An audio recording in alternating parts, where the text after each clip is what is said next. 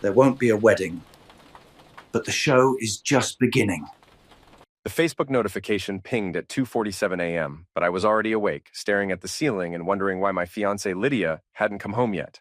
Her bachelorette party was supposed to end hours ago. I grabbed my phone, expecting maybe a drunk text or a blurry selfie with her girlfriends. Instead, I found myself looking at a photo that sent an icy chill down my spine. There was Lydia, my bride-to-be of 8 years, sitting on some guy's lap at Murphy's bar downtown. Her arms were wrapped around his neck, her face flushed with alcohol and something else I didn't want to name. The man's face was partially turned away, but I could see enough. Expensive shirt, confident smile, the kind of guy who thought he owned whatever room he walked into. The caption read, "Last night of freedom. Thanks, girls, for the wildest bachelorette ever. Hash no regrets, hash, last night single." My hands shook as I scrolled through the comments. Her friends were all laughing, posting fire emojis and "get it, girl" messages. Sienna, her maid of honor, had written, "What happens at Bachelorette stays at Bachelorette." Oops. I stared at that photo for 10 minutes, my mind racing. 8 years together. 8 years of building a life, planning a future, talking about kids and mortgages and growing old together. And this was how she celebrated our upcoming marriage. Without thinking, I screenshot the photo and posted it to my own Facebook with a simple caption. First night of freedom, actually. I changed my relationship status to single and tagged everyone who mattered, including her father, Richard Hartwell, the most uptight insurance executive in all of Portland, Maine. Then I waited. The response was immediate and explosive. My phone started buzzing with notifications, comments, and messages. Friends, family, co-workers, everyone had something to say. Some were supportive, others were shocked, but most were just hungry for drama. At 3:15 a.m., I heard Lydia's car in the driveway. She burst through the front door like a hurricane, her face twisted with rage. Still wearing her little black dress from the party, makeup smeared. She looked nothing like the composed insurance executive I'd fallen in love with. "What the heck is wrong with you, Eli?" she screamed, waving her phone at me. "Are you completely insane?" I was sitting at our kitchen table, laptop open, watching the social media wildfire I'd started. Our small town of Millbrook thrived on gossip, and I'd just given them the story of the year. Wrong with me? I stood up slowly. At 38, I'd learned to control my temper through years of military service and running my own handyman business. But tonight, that control was hanging by a thread. I'm not the one grinding on strangers at my bachelorette party. It was just a joke. She threw her purse on the counter. God, you're so insecure. It was harmless fun. Harmless? I pulled up the photo on my laptop screen. This looks harmless to you? Lydia glanced at the image, and her face went pale for just a second. Then the defiance came roaring back. You don't trust me after 8 years? That says everything about you, not me. Who is he? Nobody. Just some random guy at the bar. Sienna dared me to take a photo. It meant nothing. But something in her voice told me she was lying. The way her eyes darted away, the slight tremor in her hands. I'd seen enough liars in my time to recognize the signs. My phone rang. Richard Hartwell's name flashed on the screen. "Answer it," Lydia hissed. I put it on speaker. "Hello, Richard. Elliot Griffin. What in God's name is going on?" Her father's voice was ice cold. "I'm getting calls from half the town about some social media nonsense. Ask your daughter." "Lydia, explain yourself. Now." She grabbed the phone. "Daddy, it's nothing. Eli's having some kind of breakdown. The photo was just a silly joke." "A joke that's now been shared 300 times, I said. "The local news Facebook page just picked it up." Lydia's face went white. "What?" I refreshed my browser. "Channel 8 News. Local groom calls off wedding after viral bachelorette party photo. Congratulations, honey." "You're famous. This is insane," she shouted. "You're ruining everything over nothing." "I'm ruining everything?" I laughed, but there was no humor in it. "I'm not the one who decided to dry hump a stranger 3 days before our wedding." Richard's voice crackled through the phone. "That's enough, both of you. Lydia, come home. We'll discuss this like adults." After she left, I sat in my kitchen and watched the story explode across social media. Friends from high school were commenting. My military buddies were weighing in, even my elderly neighbor, Mrs. Carlin, had somehow found the post and left a string of shocked face emojis. But as the adrenaline faded, a nagging feeling settled in my gut. Lydia's reaction had been too extreme, too defensive. And that man in the photo, there was something familiar about him, even with his face partially hidden. I was going to find out who he was. Chapter 2. The next morning brought a parade of phone calls, text messages, and unexpected visitors. Mrs. Carlin knocked on my door at 7 a.m. with a casserole and a hungry look in her eyes. "Such a shame, dear," she said, bustling into my kitchen uninvited. "Though I have to say, I always wondered about that girl. Too ambitious, if you ask me. And those late nights at the office." Late nights? Oh yes, working until all hours. Though between you and me, I saw her car leave at 5:30 most days, then come back around 9 or 10. Strange way to work late, don't you think? I filed that information away and called my best friend Mike, who managed O'Malley's bar downtown. If anyone knew the local gossip, it was Mike. "Dude, you broke the internet," he said when he answered. "Half the town's talking about it. The other half is sharing memes. I need a favor. Can you meet me for lunch?" Already clearing my schedule. We met at O'Malley's during the slow afternoon shift. Mike poured me a beer and slid a basket of wings across the bar. "So what's the real story?" he asked. I showed him the photo again. "Look at this guy. Really look at him." Mike studied the screen, then his eyes widened. "Holy crap. Is that Troy Barron? Who's Troy Barron?" "Regional manager at Hartwell Insurance, Richard's golden boy. Drives a BMW, thinks he's God's gift to women. He comes in here sometimes with clients." Mike paused. "Eli, if Lydia's messing around with Troy Barron, this is bigger than just cheating. That guy's her boss's boss." The pieces started clicking into place. The late nights, the defensive reaction, the panic in her eyes when I posted that photo. This wasn't just about a drunken mistake at a bachelorette party. "I need to know for sure. What are you thinking?" "I'm thinking it's time to do some investigating." Mike grinned. "Count me in. But first, you should know, your little social media stunt cost Troy some serious face. Word is Richard called him into the office this morning. The whole company's buzzing about it." That afternoon, I drove to Lydia's office building and parked across the street.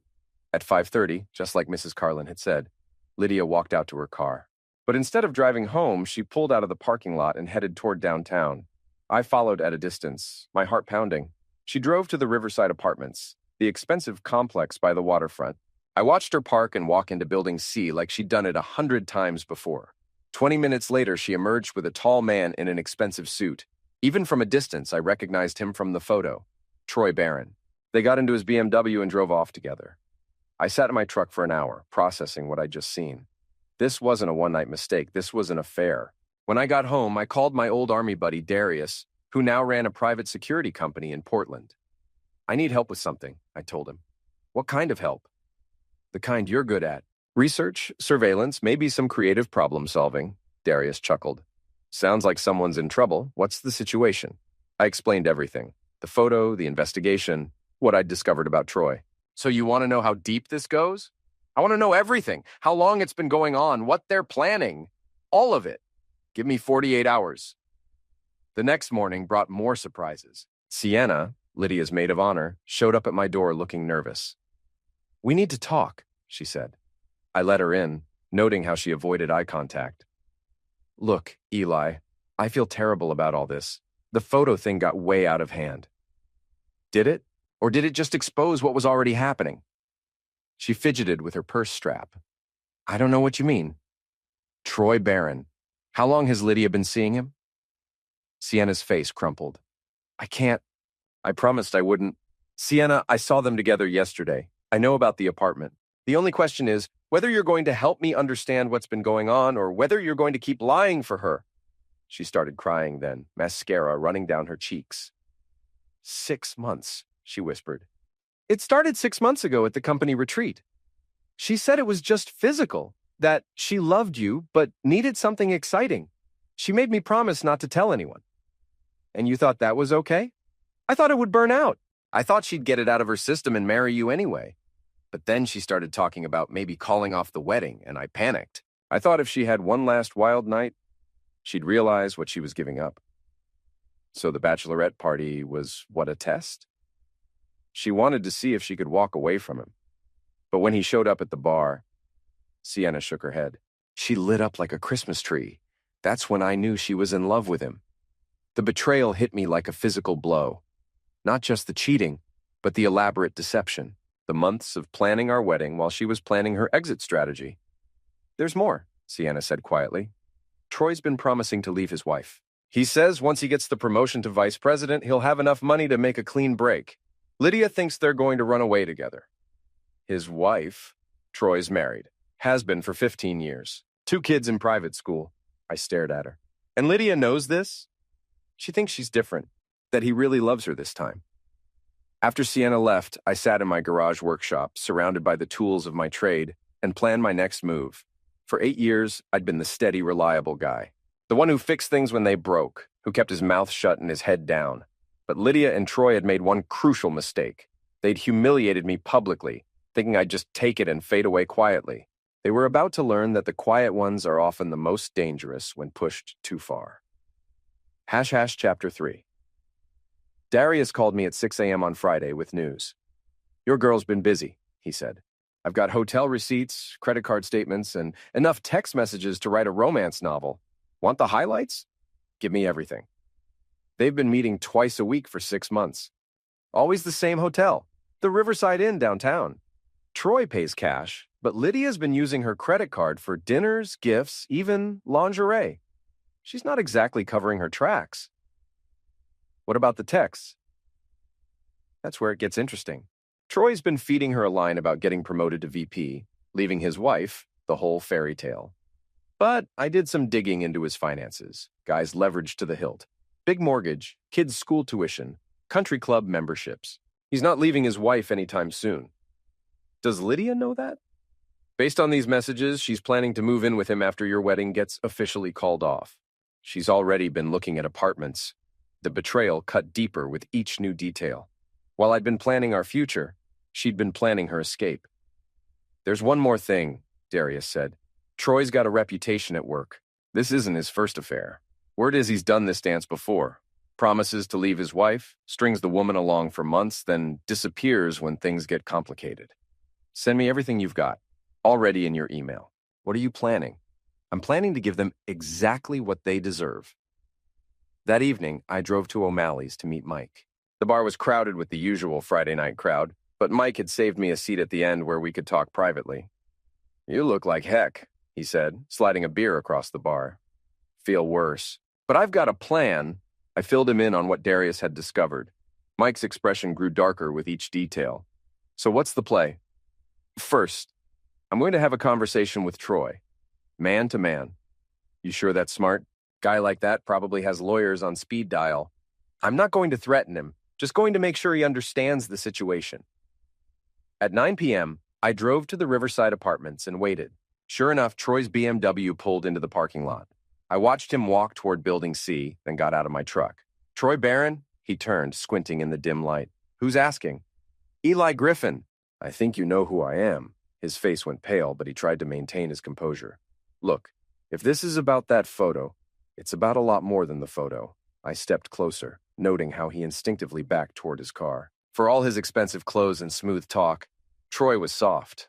Probably hadn't been in a real fight since high school. "Here's what's going to happen," I said calmly. "You're going to end whatever this is with Lydia tonight. And you're going to stay away from her. You can't tell me what to do." "Actually, I can. See, I know about your wife, your kids, your mortgage payments. I know about the other women you've done this to. And I know that Richard Hartwell values his company's reputation above everything else." Troy's Adam's apple bobbed as he swallowed hard. "You're threatening me. I'm informing you. There's a difference. Lydia's an adult. She can make her own choices." "You're right, she can. But so can I." I pulled out my phone and showed him the screen, a draft email to Richard Hartwell with photos, hotel receipts, and text message screenshots attached. "One click sends this to your boss, your wife, and every gossip blog in Portland. Your choice." Troy stared at the phone, then at me. "You're bluffing." I hit send. "Oops." The color drained from his face. "You son of a witch!"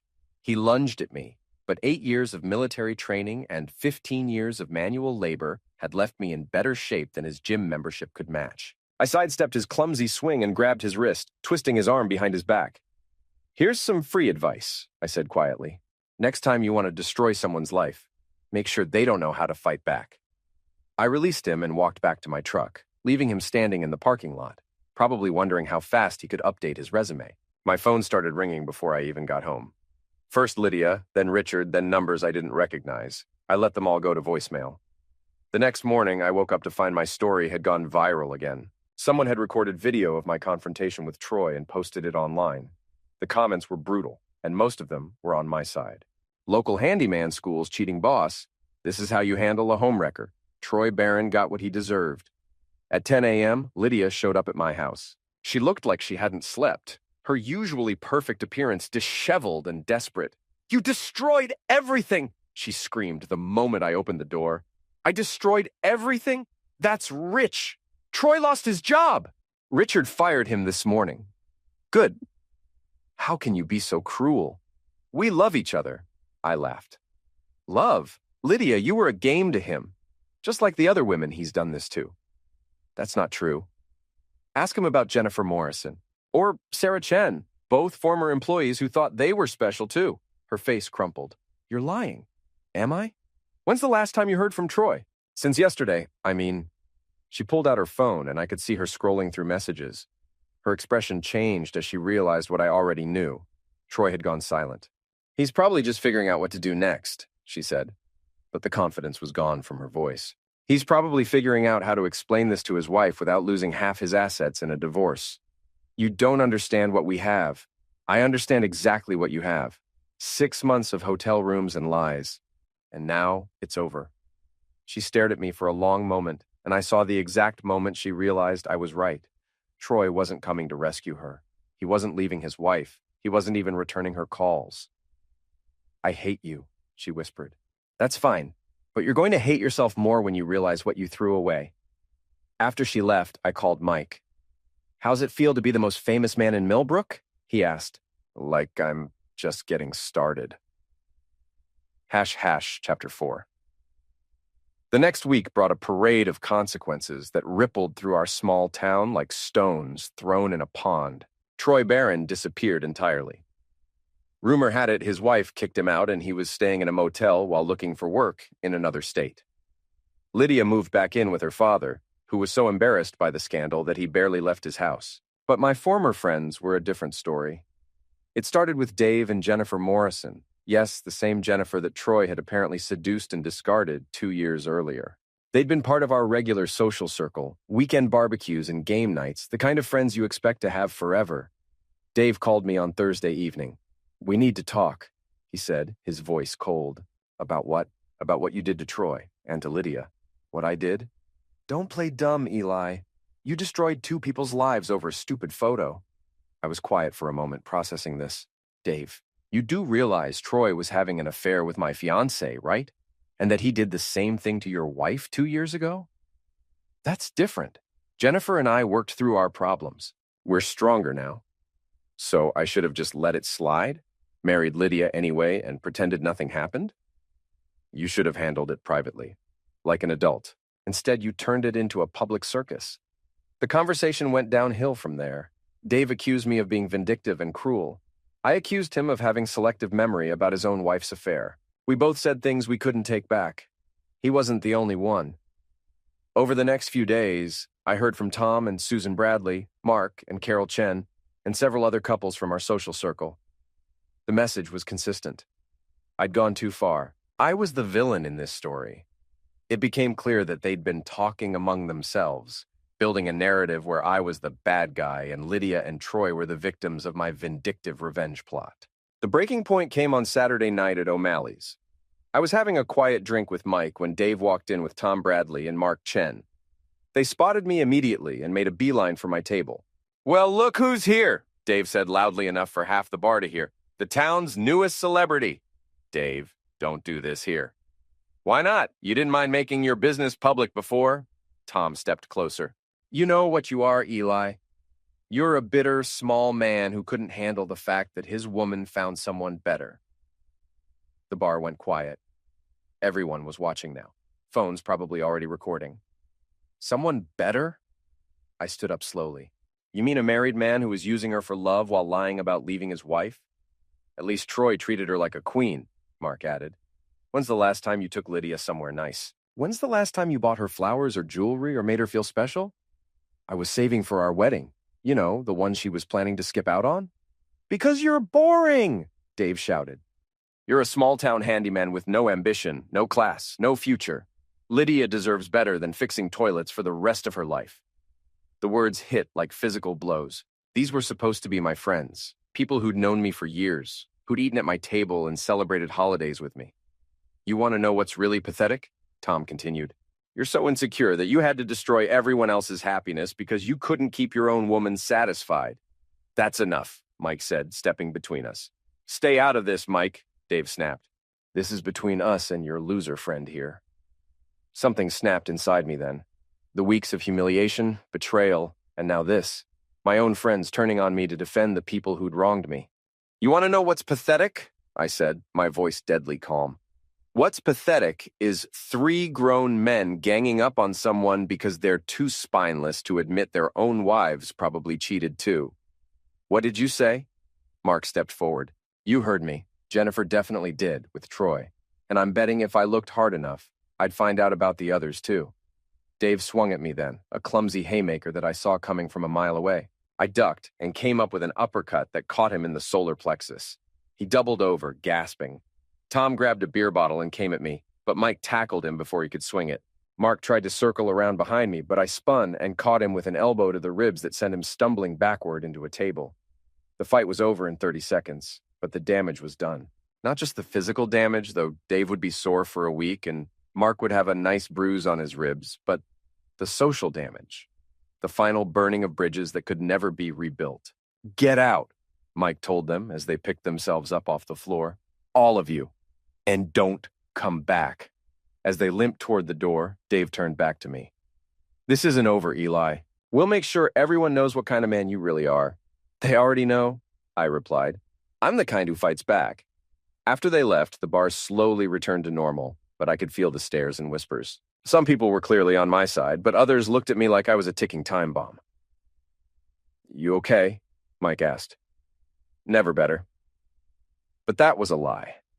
The fight had felt good in the moment, but now I was facing the reality of my situation. I'd lost my fiancée, my friends, and probably my reputation in this small town where everyone knew everyone else's business. The smart thing would be to lay low, let the gossip die down, maybe even consider moving somewhere new. But I'd never been accused of being smart. Chapter 5. Monday morning brought the consequences of Saturday night's bar fight. My phone was buzzing with notifications. Someone had recorded the whole thing and posted it online. The video was grainy and the audio was poor, but you could clearly see me fighting 3 men and winning. The comments were split between people calling me a hero and others calling me a violent thug. The local Facebook groups were having heated debates about whether I was justified or just another example of toxic masculinity run amok. But the real surprise came when Darius called. You've been busy, he said. News travels fast. Faster than you think. I've got some interesting information about your former friends. Such as? Such as the fact that they've been planning this for weeks. Ever since the Troy situation went public, they've been meeting at Dave's house, coordinating their response. Coordinating how? Phone records, social media posts, even some emails. They've been working to turn your entire social circle against you. The goal was to isolate you completely, make you the pariah while they position themselves as the reasonable adults. I felt a chill run down my spine. Why would they do that? Because you made them look bad. When you exposed Troy and Lydia, you also exposed the fact that all of them knew what was going on and said nothing. They're covering their own asses by making you the villain. What else? Dave's been in contact with Lydia. They're planning something for this weekend. Some kind of public confrontation designed to make you look unstable. Where? The fall festival downtown. Lots of people, lots of cameras. Perfect place to provoke you into doing something stupid. The fall festival was Millbrook's biggest annual event. The entire town would be there, along with visitors from surrounding areas. If Dave and his crew were planning to ambush me there, it would be in front of hundreds of people. There's more, Darius continued. I did some digging into your friends' finances and personal lives like you suggested. Want to know what I found? Tell me. Tom Bradley's been having an affair with his secretary for 8 months. Mark Chen's been embezzling from his construction company to pay gambling debts. And Dave Morrison? He's been buying pills from a dealer in Portland. Not just marijuana, we're talking hard stuff. Pills, powder, the kind that gets you serious jail time. I sat back in my chair processing this information. My former friends weren't just hypocrites, they were criminals. Can you prove all this? Photos, financial records, text messages. These guys aren't as careful as they think they are. Send me everything. What are you planning? I'm planning to give them exactly what they're planning to give me. A public humiliation they'll never recover from. Saturday arrived gray and drizzly, typical October weather in Maine. The fall festival was set up in the town square, with food trucks, craft booths, and a small stage for local bands. Despite the weather, hundreds of people had turned out for the annual tradition. I arrived around noon, wearing jeans and a flannel shirt, looking like any other local resident enjoying the festival. But I wasn't there for the food or entertainment. I was there for war. I spotted Dave first, standing near the apple cider stand with Tom and Mark. They were scanning the crowd, clearly looking for me. Nearby, I could see Lydia talking with some of her co-workers, occasionally glancing in Dave's direction. They were all here. Perfect. I walked over to the small stage where a local country band was finishing their set. The festival organizer, Betty Walsh, was standing nearby with a clipboard. "Betty, can I borrow the microphone for a minute?" I asked. "Sure, honey. You want to make an announcement?" Something like that. I climbed onto the stage as the band was packing up their equipment. The microphone was still hot, and when I tapped it, the sound echoed across the square. "Can I have everyone's attention, please?" The crowd slowly turned toward the stage. I could see Dave and his friends pushing through the people, realizing what was happening, but unable to stop it. For those who don't know me, I'm Eli Griffin. I've lived in this town my whole life, and I've always believed in treating people with honesty and respect. The square was quiet now, except for the sound of rain pattering on the tent roofs. Recently, some people have been spreading stories about me, calling me unstable, violent, a bad friend, so I thought I'd take this opportunity to set the record straight. I pulled out my phone and connected it to the sound system. This is a recording of Dave Morrison arranging a pills deal in Portland last month. The audio was crystal clear. Dave's voice, discussing prices and quantities, arranging a regular supply. The crowd murmured as they recognized his voice. Dave's face went white. He started pushing toward the stage, but there were too many people in the way. This next recording is Tom Bradley on the phone with his secretary, discussing their affair and how to hide it from his wife.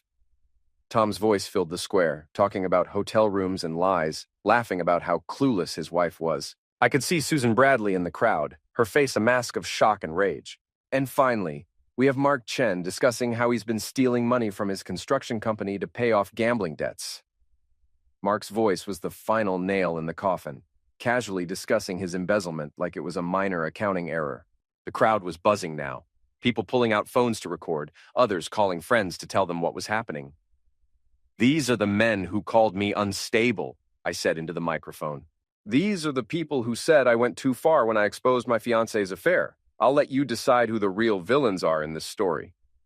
I unplugged my phone and stepped down from the stage. Dave, Tom, and Mark had finally made it through the crowd, their faces twisted with rage and panic. "You son of a witch!" Dave screamed, launching himself at me. But I was ready for him. I sidestepped his charge and let his momentum carry him into the stage platform. He hit it hard and went down in a tangle of limbs. Tom came next, swinging wildly. I caught his wrist and twisted, using his own force to flip him over my hip. He landed hard on the wet grass and didn't get up. Mark was smarter. He pulled out a knife. The crowd screamed and scattered as Mark advanced on me, the blade gleaming in the gray afternoon light. But 20 years of military and civilian training had taught me how to handle armed opponents. I grabbed a folding chair from nearby and used it to block his first thrust. The knife stuck in the metal frame, and while he was trying to pull it free, I swung the chair around and caught him in the side of the head. He dropped like a stone. The whole fight had lasted maybe 90 seconds, but it felt like hours. I stood in the middle of the town square, surrounded by my defeated enemies, while hundreds of people stared at me in shock. Then the applause started. It began with one person, then spread through the crowd like wildfire. People were cheering, whistling, taking pictures and videos. Someone shouted, "That's how you handle bullies!" And the crowd roared its approval. I looked around and saw Lydia standing near the cider stand, her face pale with shock. Our eyes met across the square, and I saw something I'd never seen before. Fear.